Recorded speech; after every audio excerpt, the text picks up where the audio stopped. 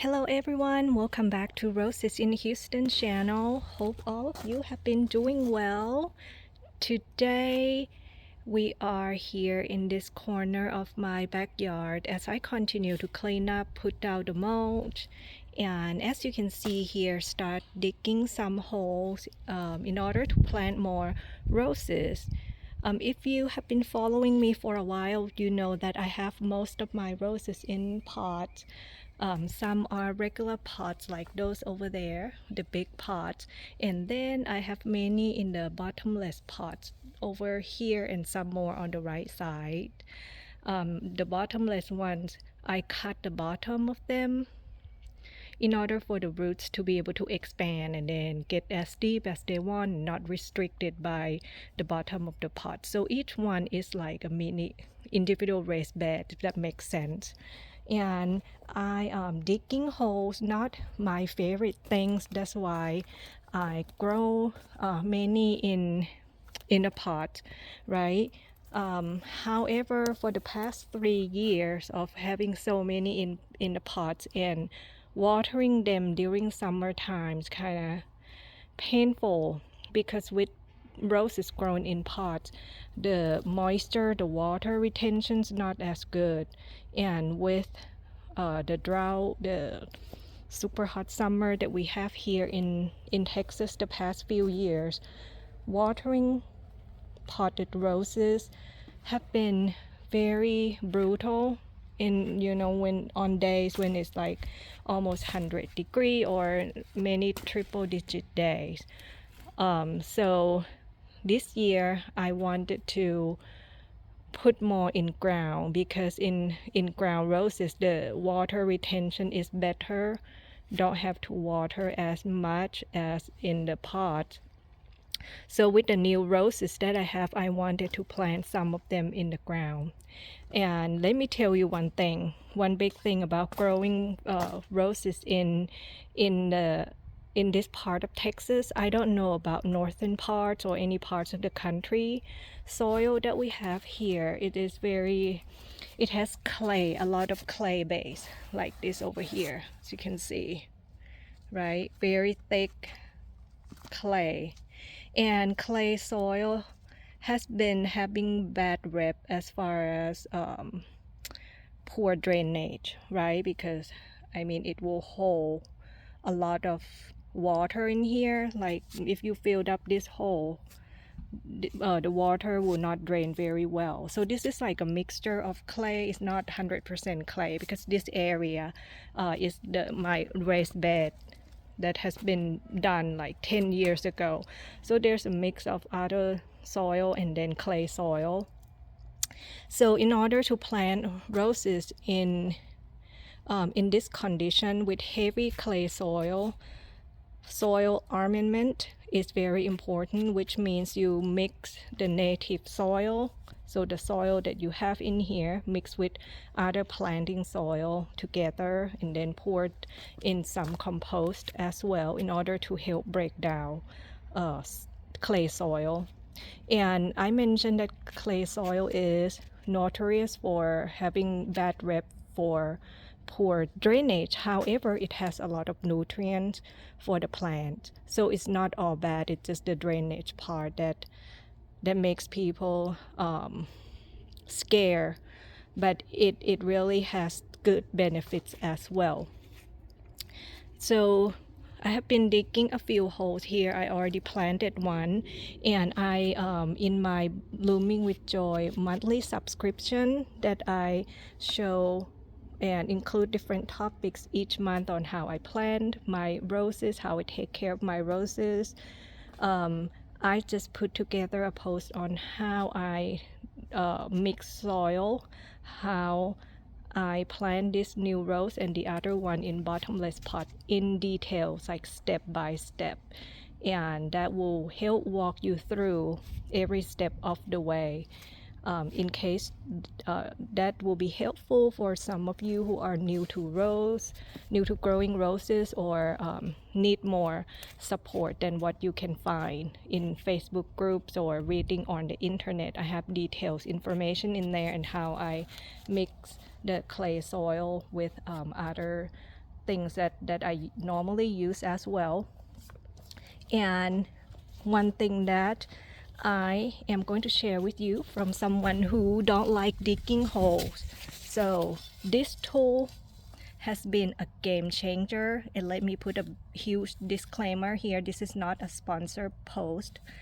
My husband, I saw this online in one of the Facebook groups like 3 years ago when I started growing roses, right? So this tool has been brought up that it is amazing. In the past, I think the reason that I hate digging holes because I used the sheep, like a sheep shovel, that you have to put a whole lot of energy in order to get it in the ground, especially with clay soil. You need more pressure, you need a lot more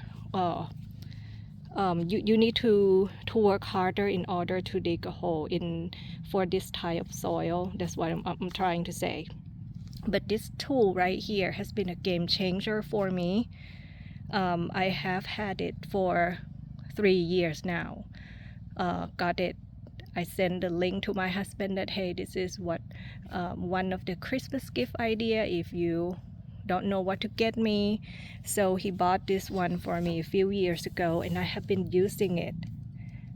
It has been amazing. So that's the website.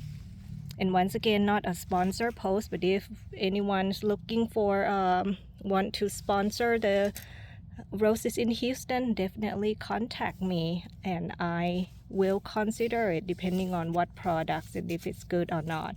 But this one, from using it for a few years, it has been really good. It gets in the soil like so easy. So you do that, and then it has this area right here where you just put pressure in there, and then you get in the clay soil without even having to try hard.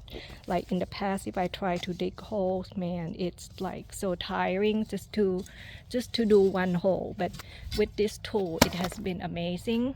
However, in my yard, another challenge that I have is having big roots. Like look at this one, this is crazy. So in the back of behind my fence, there used to be a whole lot of big trees, like wild trees back there, and somehow the roots are very invasive, right? They travel under the expand underneath the soil, so they are all over the place. And this one is huge, and I already removed some already.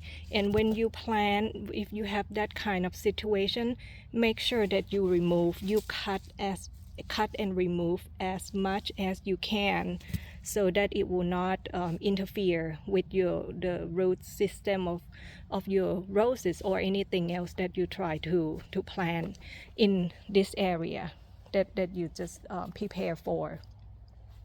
So that part has been very exhausting because there are quite a few and they are huge. They are like really thick and big. So I found one in that area before I plant that rose, so I have to remove that, cut that out and remove it.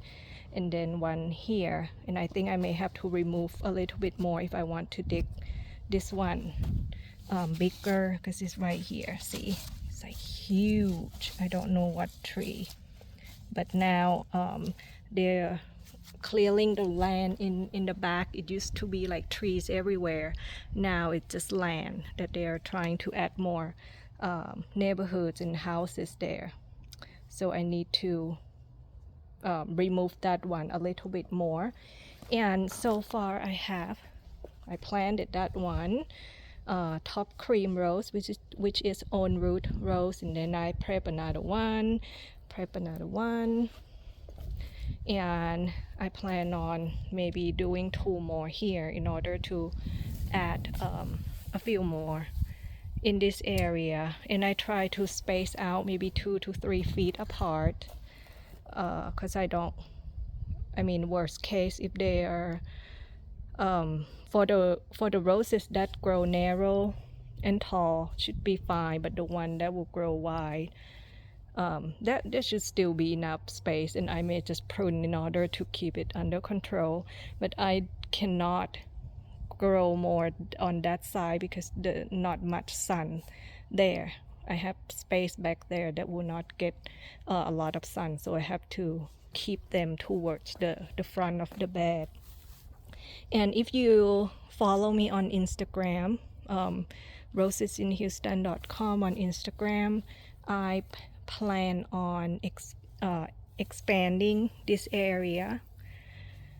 Right now, it's not what I have in mind yet, but eventually we'll remove the grass in this area, right, and then expand.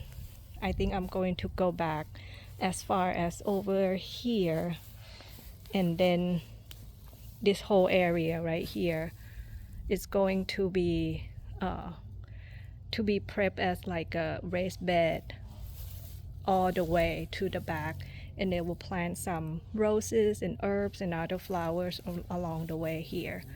So that's the plan, the vision that I have in mind, but we'll see when we will be able to get to do that.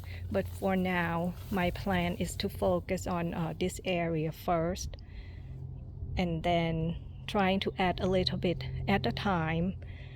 For those of you who are not quite sure, like how do I even design a garden and everything, to me, in the beginning, I didn't think about those things as far as how to make everything looks good or flow together, which actually is a good idea if you can do that up front, right? But if you are like me who just plant wherever you can find a space, at some point you will start thinking about, okay, how to make everything look nice together, and everything is not going to be too what you say, crowded or messy.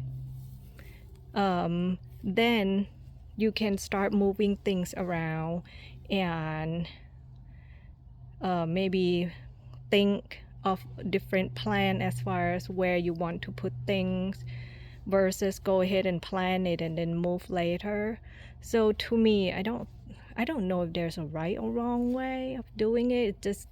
It's just a matter of doing it the hard way or the easier way, let me put it that way, right? So if we just, like me in the beginning, just plan wherever I could find a spot, not thinking about how everything will look or if it will have the design that I want, then later I have to do more work in order to align and then move things around, versus having that vision in mind in the beginning before you plan. Then you don't have to do the work twice or 3 or 4 times.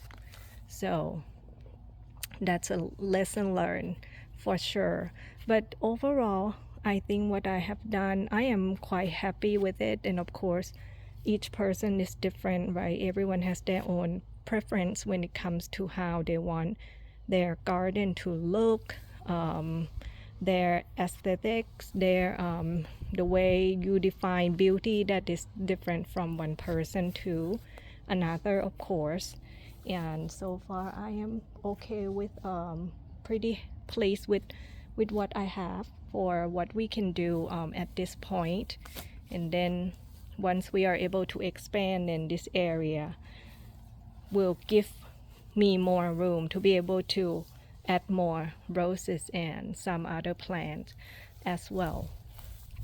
So I think that will be it for this video. I am going to finish up.